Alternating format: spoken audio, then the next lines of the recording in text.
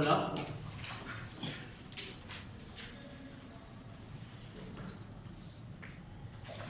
Je vous ai posé la dernière fois une question à propos des analyses sans. Oui. Avez-vous trouvé quelque chose? J'ai cherché, mais je ne suis pas sûre de ma réponse, est-ce qu'il est exact. D'accord. Je vais entendre Je fais un petit exposé. un petit exposé. En résumé, quelles sont les questions qu'on a posées en réalité? Comment s'effectue l'analyse du son? Oui. Oui, comment s'effectue l'analyse des sons? Et je me rappelle bien, est-ce que c'est une analyse qui est destructive ou non? Mais c'est pas grave. Dis-nous ce que tu as. La prochaine fois, lorsque je pose une question, vous la cherchez, essayez de la lire et de penser comment l'exposer sans aide de documents. Tout simplement, on ne demande que quelques minutes. Si tu te rappelles de quoi il s'agit cette analyse, dis-nous. Parce que quand j'ai cherché, j'ai trouvé qu'il existe beaucoup de types d'analyse. Oui, Si on veut analyse capillaire, oui, analyse par doigt. Aussi, analyse du vin et analyse d'Arlette. oui. Et chacun de ces analyses ont des caractéristiques, comment s'effectue, Oui. etc. Mais vous vous rappelez, j'ai parlé de quoi? De piquer un doigt, soit les doigts, soit un orteil, soit de pied ou de main. Et cette goutte, on la met sur une bandelette. Et cette bandelette, elle est introduite dans un appareil de mesure. Quelques secondes après, on peut lire voilà, sur le cadran de cet appareil le résultat. Généralement, il est exprimé en grammes par litre. Oui, j'ai trouvé Oui. une prise de sang capillaire ne nécessite qu'une petite piqûre au bout du doigt. D'accord. Un pansement est appliqué sur la piqûre. Le sang est ensuite généralement examiné au microscope, mis en culture hémoculture, ou versé dans un tube essai contenant un réactif de la substance recherchée. Oui, cette analyse peut être effectuée, ce qu'on appelle un dépistage. Un dépistage, c'est un test qui est très rapide, qui nous permet de... il peut être précis ou pas, mais uniquement il nous donne une valeur et juste après. Écoute, la prochaine fois, tu te ramènes à l'heure exacte. تجي انت تسالي وتمجي بشويه عليك وجيت للطبله الاولى وتجلس وتهدى. La prochaine fois, j'étais معطل قلت الله pour ne pas attirer l'attention des autres. صافي اي واحد جا معطل يشوف اخر كرسي ويجلس فيه en attendant entre les 2 heures داك الساعات في الاستراحه يمكن له يختار البليصه اللي تناسبه. جيتي معطل نورمالمون فين تجلس صافي. D'accord. Donc, je donnerai la réponse de ce que j'ai posé comme question. D'abord, non, je vais envoyer, je vais le faire en arabe sur ma page et je vais le garder en français et je vais vous envoyer dans le groupe. D'abord, ces bandelettes-là, on veut déterminer la concentration massique du glucose. Donc, on va essayer de faire réagir une quantité de glucose dans le sang.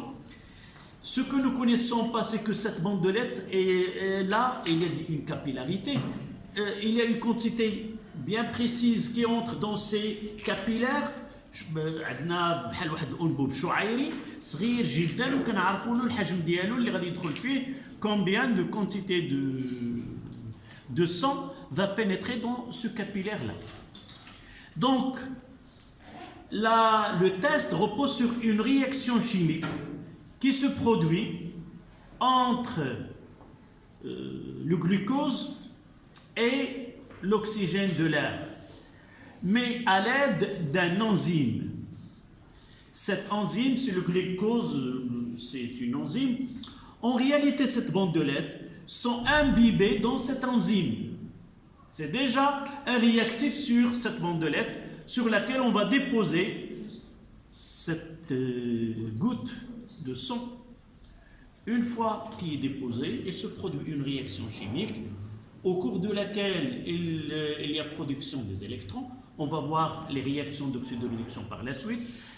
Même, on va voir ce qu'on appelle la conductimétrie. C'est le même principe à partir d'un courant électrique qui se produit. Donc, une réaction qui se produit entre l'oxygène de l'air et ce glucose, cette enzyme, peut-être je vais envoyer la molécule de glucose, elle est cyclique, il y a un cycle, et cette enzyme il va l'ouvrir, et une fois qu'elle est ouverte, elle est capable de réagir avec l'oxygène de l'air, et là, il y a formation d'un corps qui est l'eau oxygénée, et à partir de cette réaction, on connaît combien d'électrons sont mis en jeu. Connaissant le nombre d'électrons mis en jeu et le nombre de molécules de glucose, on peut lier la quantité de matière des électrons avec la quantité de matière de glucose. Exactement de la même façon qu'un pH mètre, lui aussi, il a le même principe. Donc, en résumé, c'est un test qu'on peut qualifier précis, à un ordre donné, mais si on veut une valeur, on doit aller au laboratoire. Donc c'est un test au cours de laquelle se produit une réaction chimique. Donc on détruit la molécule de glucose afin d'obtenir des informations. Donc c'est ça le résumé. Le développement de cette méthode, je vais vous l'envoyer dans le groupe à titre de culture, si vous voulez, générale que vous pouvez connaître. Mais on verra la méthode d'analyse, on le traitera dans un cours qui s'appelle la conductimétrie. D'accord? Monsieur, puisque cette mesure, dans cette mesure, il y a une réaction chimique, donc c'est destructif. Oui. Si nous avons un moyen de mettre ces molécules qui passent, eux, sans qu'il y ait destruction, sans qu'ils réagissent, alors là, il n'est pas destructif. D'accord? Par exemple, définir le pH d'une solution. Là, on n'a pas besoin de faire réagir pour lire le pH d'une solution. Uniquement, cette sonde qui entre dans la solution, d'après un principe de fonctionnement de cet appareil, on peut déterminer le pH de cette solution. D'accord? Dans certains cas, on est obligé de faire une réaction chimique qui donne, si on n'arrive pas à le faire de façon directe, on est obligé de faire de façon indirecte, de connaître combien de molécules ont été détruites, et connaissant combien ils ont été détruits, on peut connaître combien nous avons au départ. Sauf une chose, c'est que cette transformation doit être totale. La réaction doit consommer la totalité de molécules qui se trouvent dans ce volume-là, déjà fixé à l'avance. D'accord? Si la réaction n'est pas totale, la mesure n'est pas précise, et par la suite, ça donne. On parlera par la suite. Donc, ce que je veux de votre recherche, c'est vraiment dire que cette bandelette-là que nous avons, qu'on introduit, c'est déjà, il est imbibé dans un enzyme. Une fois que le sang tombe sur et se produit une réaction, et à la suite de cette réaction, on le prépare à une autre réaction qui produit un courant électrique, si vous voulez, et ce courant électrique, il est capable de déterminer combien de molécules ont été détruites, entre guillemets, afin de faire ce test. D'accord? Voilà. Donc revenons à notre paragraphe. Là, c'est quantité de matière, et nous avons déjà donné, je pense, n de x d'une entité, c'est la masse sur la masse molaire de x. Par exemple, on peut prendre ce x là, c'est x, h, y et o, z par exemple. Si c'est ce produit là, comment peut-on écrire la masse molaire de ce C'est x, donc grand N de cx, hy, o, z à x petit x fois la masse molaire de C, plus Y fois la masse molaire de H, et plus Z fois la masse molaire de O. On prendra par exemple n'importe quel CH3, CH2, OH. C'est ce produit X, celui-là. Connaissons que la masse molaire de carbone c'est 12, celle de l'hydrogène c'est 1 et celle de l'oxygène c'est 16. Donc grand M de C, je peux le mettre sa formule brute, C2 H6O est égal à 2 fois la masse de C plus 6 fois la masse de H plus grand M de O. Et ça donne 2 fois 12. 2 fois 12 plus 6 fois 1 plus 16 fois 1. Et ça donne combien? 46. 46. Donc grand M de C2 H6O est égal à 46 grammes mol moins 1. Voilà la masse molaire. Vous pouvez le prendre comme exemple.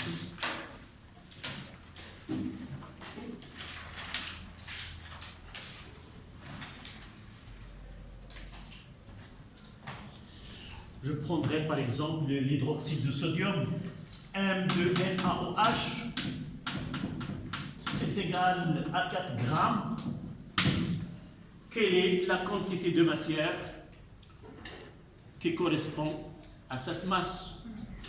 On vous donne la masse molaire de sodium, c'est 23 grammes mol moins.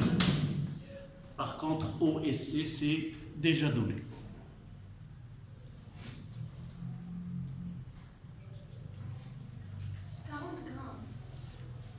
« 24. C'est G. 4G, c'est à 4 grammes. Donc M de NaOH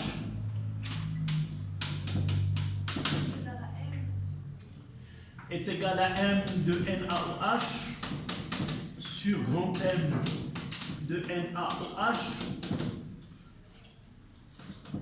Grand M de NaOH est égal.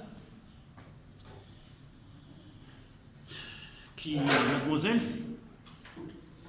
Tu me rappelles ton prénom? Sundus. Donne-moi l'expression de calcul de la masse molaire de l'hydroxyde de sodium, oui. Voilà, la masse molaire de Na plus la masse molaire de O plus la masse molaire de H. C'est exact. Donc c'est 23 plus 16 plus 1. Ça donne 40 grammes mol moins 1.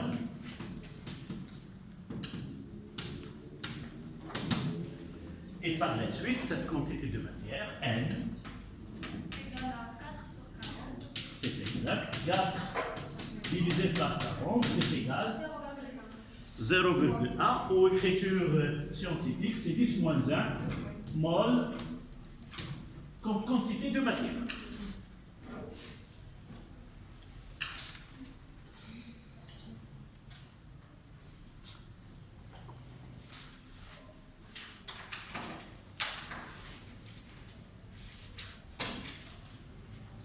Et on passe à 2,3. Quantité de matière. La quantité de matière est le volume d'un liquide. 2,3. Quantité de matière à titre indicatif que ce cours-là, vous l'avez déjà dans le groupe sous forme d'images. Tu le sais, mademoiselle? Est-ce que tu sais que ce cours-là, avec ces exercices, c'est dans le groupe WhatsApp de la classe? Oui? Donc, quantité de matière et volume d'un liquide.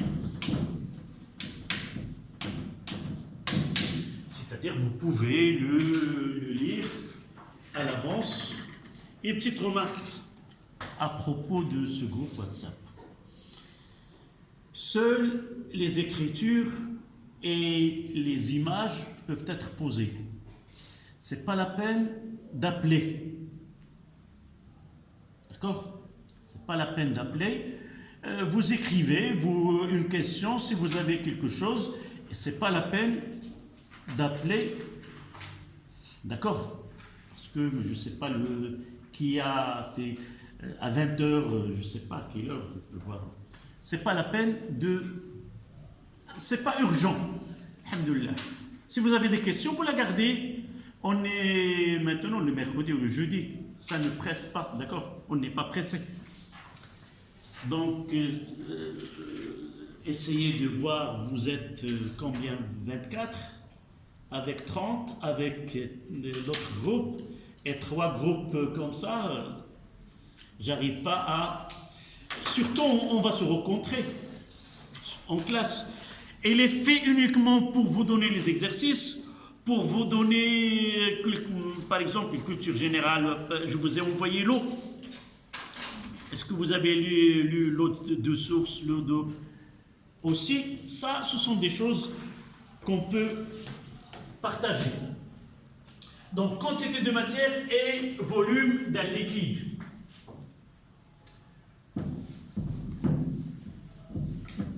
Évidemment, nous avons la définition de la quantité de matière, c'est la masse sur la masse molaire. À remarquer que c'est une définition qui est valable quelle que soit la nature de l'état physique de la matière, qu'elle soit liquide, qu'elle soit gaz ou qu'elle soit solide. Toujours, la quantité de matière, c'est la masse sur la masse molaire, qui nous a obligés de parler, par exemple, la quantité de matière et la masse, la quantité de matière et le volume, et la quantité de matière et le volume d'un gaz, et ainsi de suite, parce que dans les exercices, dans les données, on ne donne pas la masse calculée, on fait réagir par exemple 10 millilitres d'éthanol, donc là 10 millilitres, mais dans les calculs, on a besoin de la quantité de matière. Donc on doit être capable de convertir, d'aller de volume à la masse et de la masse arriver à la quantité de matière. Aussi pour les gaz qu'on va voir par la suite, on vous donne le volume d'un gaz et vous allez voir, le volume d'un gaz, c'est pas comme le volume d'un liquide. Il y a une différence entre les deux états différents et par la suite, aboutir à la quantité de matière pour un gaz n'est pas la même qu'à partir d'un liquide qu'on a maintenant. Donc nous savons que les liquides purs, ils sont caractérisés par une masse volumique ou une densité.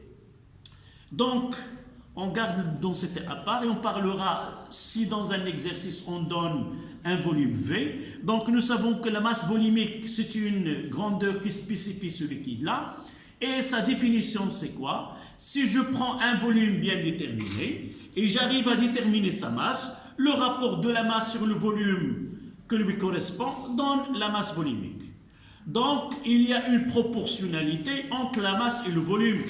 Si j'augmente de 2 fois la masse, alors le volume augmentera de 2 fois, dans les mêmes conditions, évidemment, de la température et de la pression. Donc, on commencera par la masse volumique.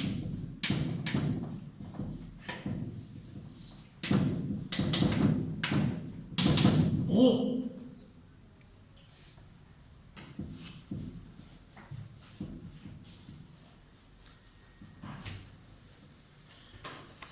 Et de là, on mettra ρ égal à M sur V.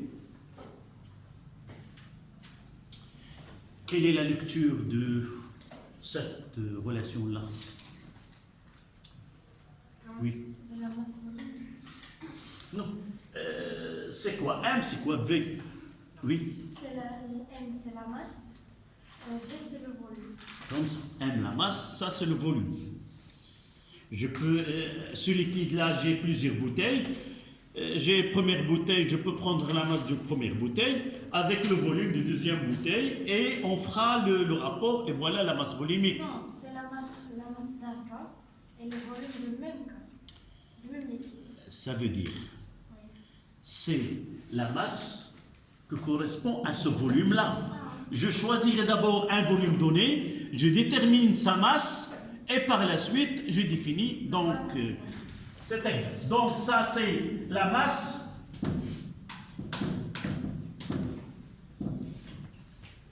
d'un liquide de volume V. Dans le système international, vous prenez en même temps que moi, dans le système international, la masse est en kilogrammes et le volume en mètres cubes. Et la masse volumique, ça sera en kilogrammes, mètre moins 3, au lieu de mètre kilogramme divisé par le mètre cube. Mais nous pouvons utiliser des unités pratiques. On peut prendre la masse en grammes et le volume en centimètres cubes qui est le millilitre. Et là, j'aurai gramme, centimètre moins 3 ou gramme, millilitre moins 1. Et je dois être capable de convertir d'une unité à une autre.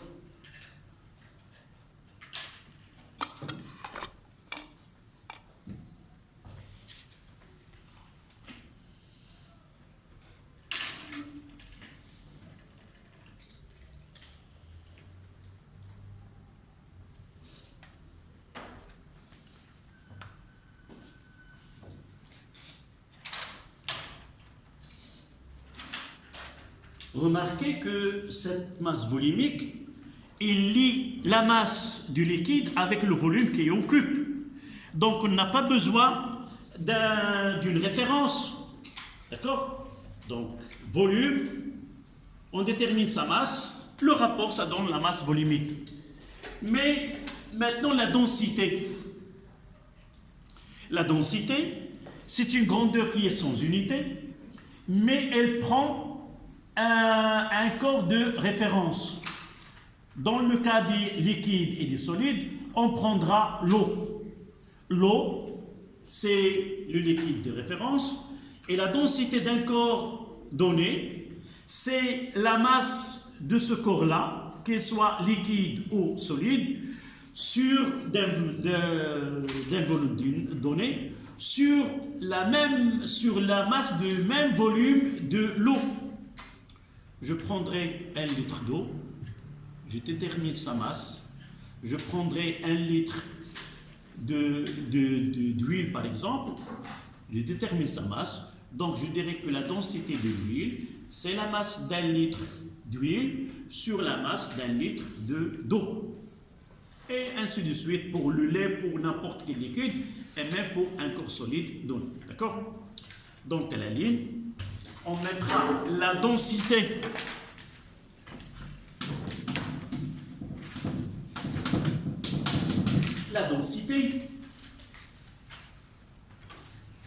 puisque ça commence par D, on mettra la densité D. La densité d'un liquide ou d'un solide, la densité d'un liquide ou d'un solide est égale au quotient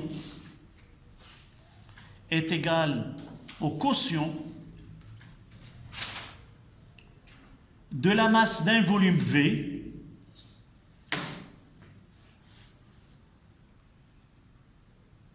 de ce liquide ou au quotient خارج قسمة كتلة حجم معين من ذلك السائل أو الجسم الصلب على كتلة نفس الحجم من الماء. Donc la densité D d'un liquide ou d'un solide est égale au quotient de la masse d'un volume V de ce liquide ou de ce solide par la masse. Oui, Premièrement, comme vous avez dit, de la masse d'un volume. oui, la masse d'un volume V, d'accord, de ce liquide ou de ce solide par la masse d'un même volume d'eau. Comment on détermine la masse de ces deux corps-là? Pratiquement, en pratique.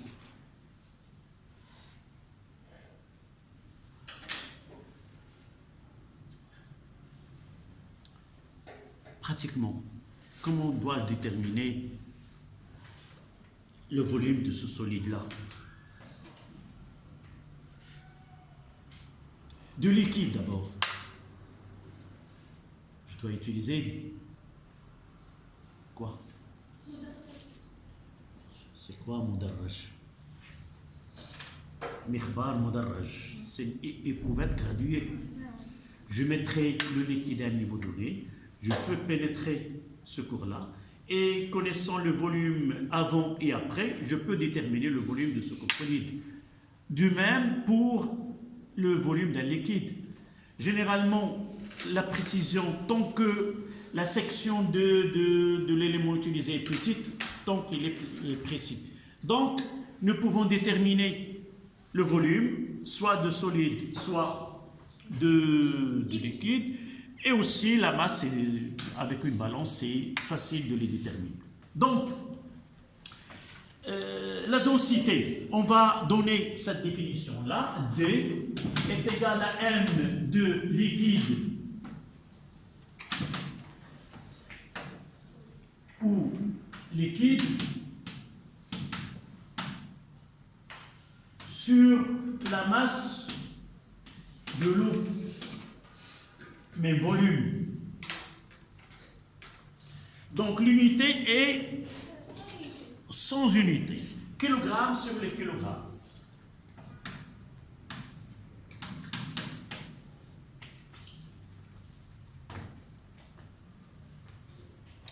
Nous n'avons pas parlé de l'équation de dimension.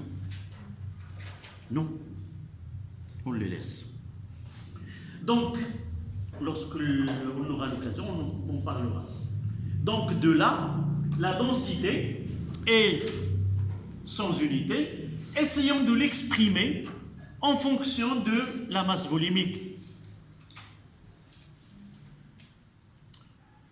Essayons d'exprimer D en fonction des masses volumiques, des deux masses volumiques. Je ferai شوية de l'aql. نطرح هذه الكيستيون. Je dois exprimer celle-là en masse volumique. La première question que je dois avoir en tête, d'abord je dois faire manifester la masse volumique de chacun. Pour faire apparaître la masse volumique de chacun, qu'est-ce que je dois faire pour D? Donc je mettrai là D, c'est M de X sur M de O, de l'eau. D'accord? Donc M de X égale à D, égale à D fois M de l'eau, donc je vais la remplacer ici. باين العلوم الرياضية يعني كتغى الرياضيات أكثر. Non, faire apparaître. Qu'est-ce que je dois faire? Je diviserai le numérateur par V et le dénominateur par V. Est-ce que vous êtes d'accord? Et ce V, comment il est pour les deux corps? Il est le même. S'ils n'ont pas le même volume, j'aurai pas le droit de faire cette division. Je diviserai le numérateur et le dénominateur par la même valeur qui est V, et j'aurai là, c'est M de X sur V, et là, c'est M de O sur V. Et ça donne quoi? D est égal. Ça, c'est quoi ça? 0 de X. Et là, 0 de E, on va mettre 0 de l'eau. Donc la densité, c'est la masse volumique du solide ou du liquide sur la masse volumique de l'eau. Là, c'est O. Et là, c'est le coordonné. Et là, je mettrai D de quoi? De X. D'accord? Donc la densité d'un corps, c'est le quotient de la masse volumique de ce corps-là et sur la masse volumique de l'eau. On va essayer d'abord, est-ce que vous connaissez la masse volumique de l'eau? 1. Mais 1, il doit être suivi par l'unité. 1 gramme par centimètre cube ou 1 gramme par millilitre. D'accord? Mais dans le système international, on peut la déterminer 1 gramme, convertir le gramme en kilogramme, c'est 10-3, et 1 millilitre, on doit la convertir en mètre cube, et ça donne 10 à la puissance, 10 à la puissance moins 6, et ça donne 10 à la puissance 3 kg par... Ça, c'est pas un problème. Donc de là, si nous utilisons les unités en grammes par centimètre cube ou grammes par millilitre, quelles règles nous devons conserver dans notre mémoire pour passer de la masse volumique à la densité?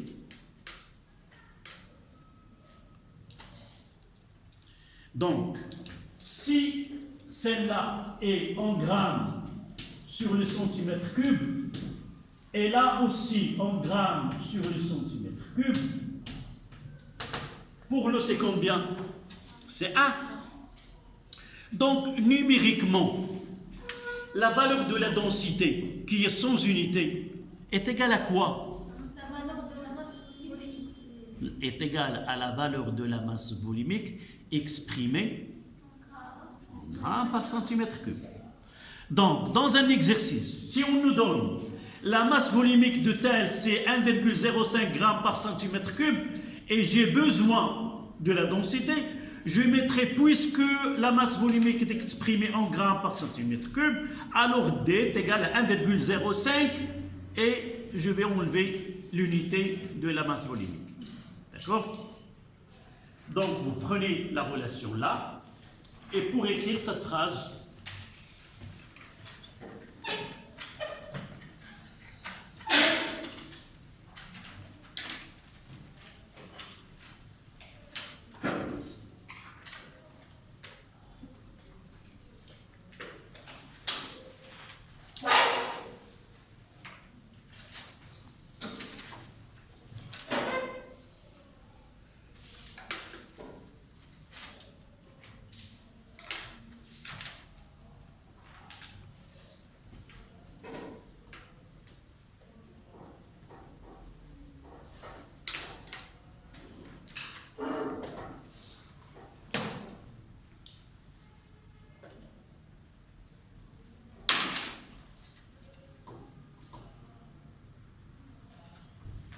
donc nous avons parlé de la masse volumique, la densité. On va ajouter une phrase là pour revenir au titre que nous avons. Quelle relation y a-t-il entre la quantité de matière et le volume d'un liquide? Quelqu'un me donnera la phrase qu'on doit écrire.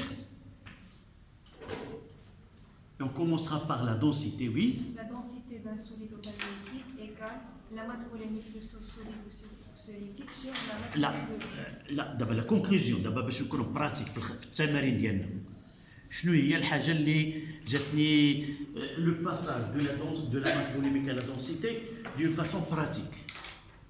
La définition c'est exact. On verra dans certains cas, dans un exercice, si on vous donne la densité d'un corps, on veut la masse volumique, on doit remplacer la masse volumique par ρ0 fois D. Mais un raccourci dans les calculs, c'est pas la peine de passer par là. Je dirais que la densité d'un solide ou d'un liquide est égale numériquement تساوي عدديا. العدد اللي كتاخذوا الا قلتي لي 2.5 غرام على السنتيمتر المكعب، شنو هو العدد في هذه الصيغه هذه؟ 2.5. اذا تساوي عدديا ذاك القيمه ديال، لكن شرط ان تكون بوحدات الغرام على السنتيمتر مكعب. D'accord? Donc vous notez, la densité d'un liquide est numériquement, la densité d'un liquide est numériquement égale à sa masse volumique exprimé est égal à sa masse volumique, exprimé en grammes centimètres moins 3.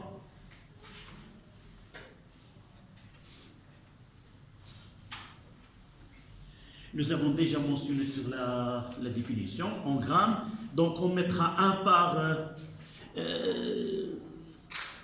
je fais un trait sur numériquement. C'est بمعنى كناخذ العدد يعني هايدي قدامي بغرام على سنتيمتر مكعب بدي كتاخذ العدد لان هي راه بدون وحده ما يمكنش ننقلها بالوحده ديالها داكوغ دونك اون باس à la quantité de matière n de x est égal à n de x sur grand M de x. Et maintenant, on est devant un liquide ou un solide qui nous ont donné sa masse volumique. Nous savons que ρ est égal à M sur V. Remarquez que pour les liquides, je vais utiliser V minuscule pour les liquides. Et tout à l'heure, on va traiter les gaz et je vais mettre V majuscule. Donc, ça, c'est une convention. Vous devez la respecter. Lorsque vous écrivez V minuscule, je vais comprendre que vous parlez d'un liquide. Et lorsque vous utilisez V majuscule, soit vous, soit moi, on comprendra qu'on parlera d'un gaz. D'accord? Ce n'est pas la réalité, mais c'est une convention de travail.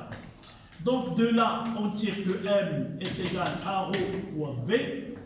Et j'aurai N de X est égal à ρ fois V de X sur grand M de X.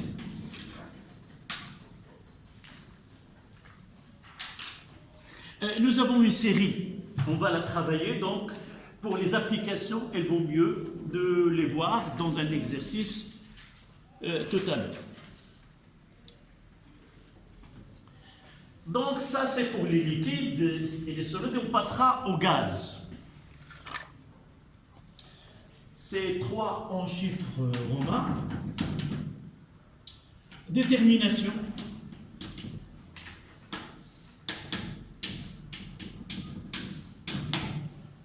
De la quantité de matière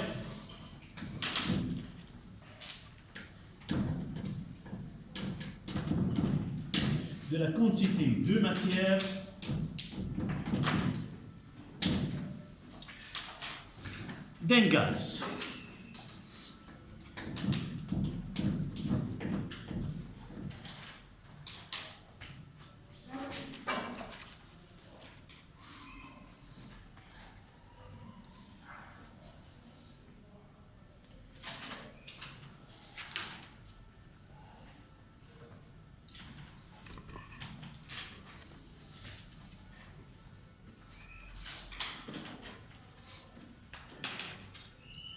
Ça y est, je peux effacer au milieu.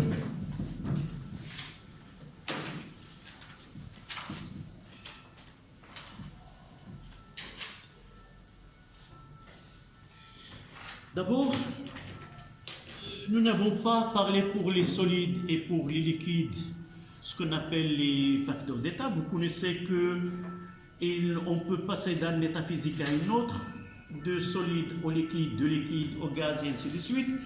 Mais pour les gaz, c'est un cas particulier relatif aux autres états physiques. Donc un gaz, son état change d'une façon très remarquable relativement au corps solide qu'au corps liquide, face à la pression, face à la température ou autre. Donc, généralement, un système donné et son état dépend de ce qu'on appelle un facteur d'état. Arabia awamil al-hala. Donc, un état donné, en choisissant une température, une pression, on peut connaître, on verra par la suite, la quantité de matière. Tout cela définit ce qu'on appelle un état, un facteur d'état. Lorsque vous observez, par exemple, vous n'observez pas, mais vous écoutez une bouteille de botane, à la maison, là, à l'intérieur, c'est un gaz. Mais en réalité, si on le secoue un petit peu, on sent qu'il y a un liquide. Un briquet, là, il y a une partie où il y a du liquide et une partie où il y a un gaz. Rien. Donc là, il y a deux phases. La phase gazeuse et la phase liquide. Avec le temps, vers la fin, même on peut, même s'il n'y a rien, entre guillemets, il peut encore s'allumer parce qu'il y a une quantité de matière qui est à l'état gazeuse. Qui a obligé ce gaz dans cette enceinte à devenir liquide? Parce qu'un volume donné, avec une pression donnée, on peut changer l'état d'un gaz. Donc on parlera d'une façon générale, un facteur d'état, c'est une grandeur physique qui est capable d'influencer ou d'écrire l'état d'un gaz. Soit il est liquide, soit gazeux, soit autre, ça dépend de ces facteurs-là. Donc, on mettra 3.1. Les variables d'état. Les variables d'état d'un gaz. Les variables d'état d'un gaz. L'état d'un gaz dépend des 4 grandeurs macroscopiques. Dépend. Toutes ces grandeurs, ces relations, on va revenir par la suite en physique. L'état d'un gaz dépend des 4 grandeurs macroscopiques, c'est-à-dire ce sont des grandeurs à l'échelle qu'on peut observer à l'œil. On n'entre pas dans ce qui est microscopique à l'échelle atomique ou à l'échelle moléculaire. Donc l'état d'un gaz dépend des 4 grandeurs macroscopiques. 2 points. La pression P, majuscule, la pression P, virgule, la température T, le volume V et la quantité de matière N. P, T, V et N.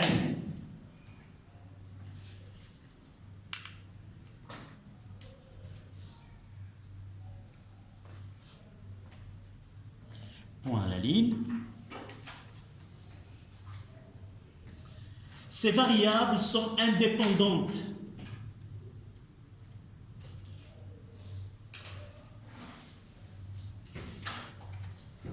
Ces variables sont indépendantes. Virgule. Si on fait varier l'une d'elles, une autre au moins varie aussi. Une autre au moins varie aussi.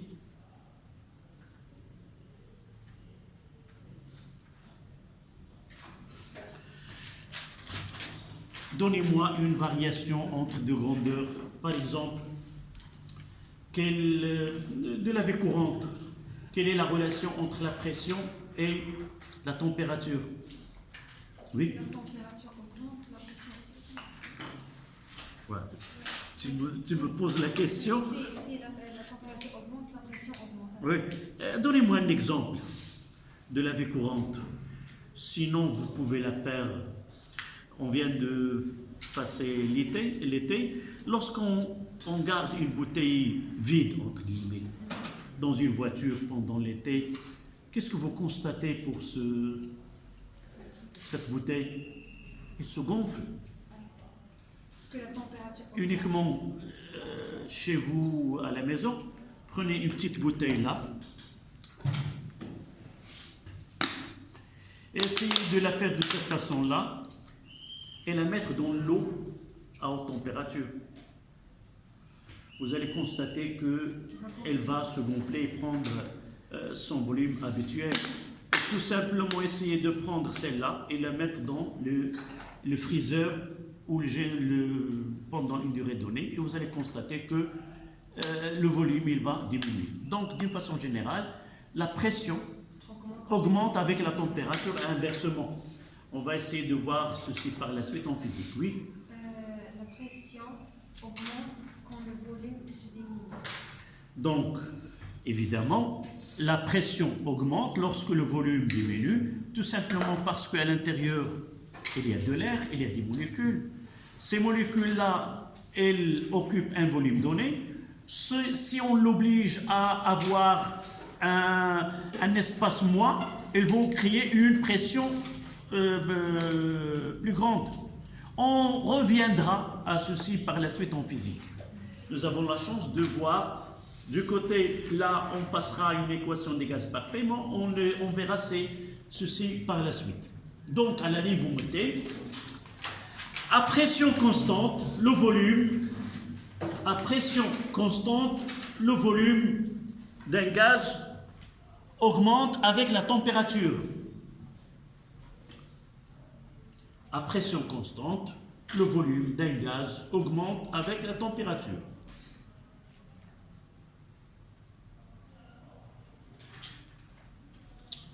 À volume constant, la pression augmente avec la température.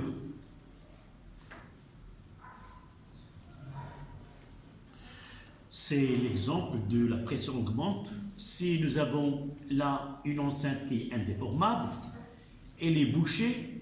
Si nous la mettons dans de l'eau qui est à une température très grande, le bouchon, qu'est-ce qu'il arrivera au bouchon? Elle va s'éclater. Parce que la pression, elle va augmenter de telle façon que ces molécules-là sont obligées à occuper un espace ou un volume plus grand. Donc la force pressante sur le bouchon, elle va être aussi grande, même se produit même dans les marmites, ce sont les cocottes minutes là, avec s'il n'est pas sécurisé par la vapeur d'eau qui sort, à un certain temps, il peut s'éclater.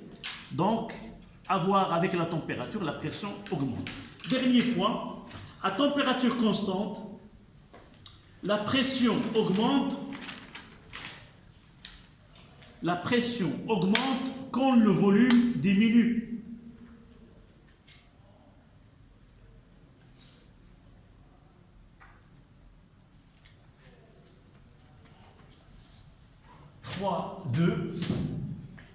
Loi de Boyle et Mariotte.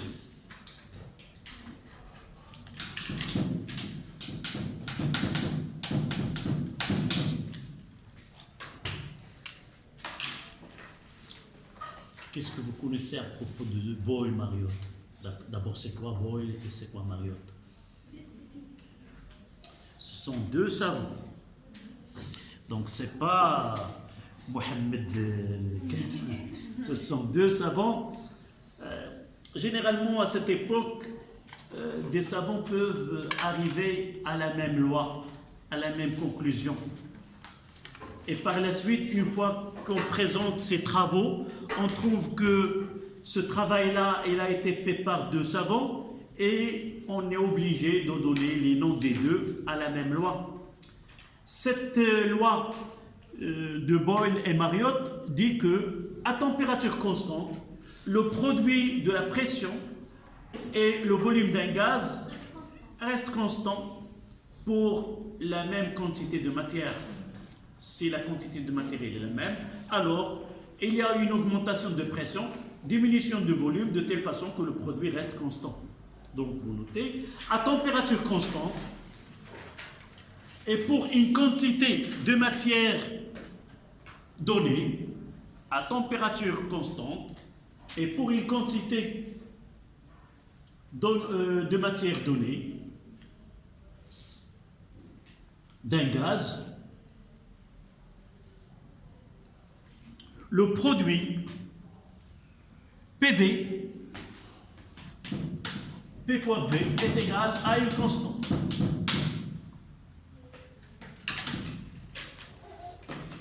Et la lecture de cette relation, la pression exercée par le volume V d'un gaz dans une enceinte de volume V. Ce produit-là est égal à une valeur constante. C'est-à-dire cette loi a été étudiée d'une façon expérimentale.